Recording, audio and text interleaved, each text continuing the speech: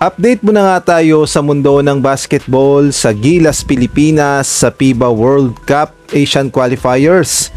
Japet Aguilar 100% magre-retiro na talaga. Samantalang ang head coach ng Guam sinabing may tsansa silang matalo ang Gilas, Pilipinas. Ngunit bago tayo magpatuloy, pakipindot naman ang like, subscribe at ang notification bell para updated ka sa susunod kong i-upload.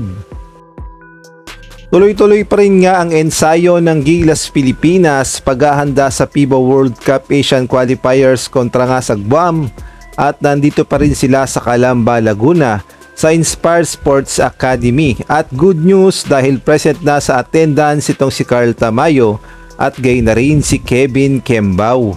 Ang wala na nga lang sa practice ay si AJ Edu dahil bagong kasal pa lamang siya at siya na lamang ang hinihintay upang makumpleto na ang 15-man pool ni Coach Tim Cone na kanyang pagpipilian na makakabuo naman ng 12-man lineup na ipangtatapat sa Guam. Kaya naman abangan natin kung sino-sinong mga Gilas players ang makakapasok sa Final 12. At full credit nga pala sa may-ari ng video na ito na si Ginebra Ball Boy Ballers. Samantalang ito namang si Japet Aguilar ay nangangako na ito na ang kanyang huling paglalaro para sa national team sa Gilas, Pilipinas dahil ito ngang si Japet Aguilar ay since 2010 pa kung hindi ako nagkakamali ay part na ng Philippine team na lumalaban para sa bayan. At ito nga yung buong sinabi ni Japet Aguilar sa kanyang totoong pagre-retiro.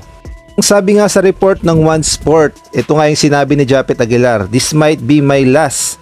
Kahit ilang beses ko nang sinabi, pero truly, I feel like it might be my last this year." So lumalabas na ito na talaga ang huling laro ni Japet Aguilar para sa national team sa Gilas, Pilipinas dahil tumatanda na rin naman si Japet at kailangan na talagang palitan.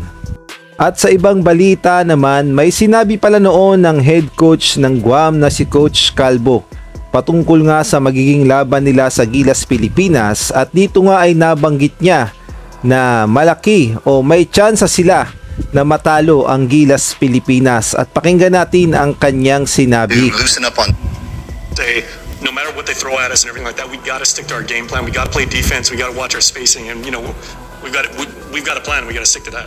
Yeah, it's going to be about our defense first and foremost, especially when we're at home. If you remember the games we played against China and Japan, more recently in the last year, when we start to loosen up on defense, they start to get away from us. They start to make shots. And when we dig down and start defending, closing out, forcing them to shoot the shots that we want them to shoot, we made comebacks. We put Japan on the rocks and we had that game down to 3 points to where it could have gone either way. And we did the same with China. We had them calling timeouts in the fourth quarter just to hold on to that lead. And we were excited. We didn't get the wins in those games, but I think we learned from them. So this next opportunity where we can play that kind of defense, keep it close, and give ourselves a chance to win. Okay, and then Joe, anybody who knows anything about Kaya naman dapat ay hindi talaga magpakampante ang Gilas, Pilipinas dito sa koponan ng Guam dahil bilog ang bola at malay natin mabulaga pa dito ang Gilas, Pilipinas. Kaya naman suportahan na lang natin ang ating national team at ipanalangin na sana manalo sila ng 2 beses dito sa Guam.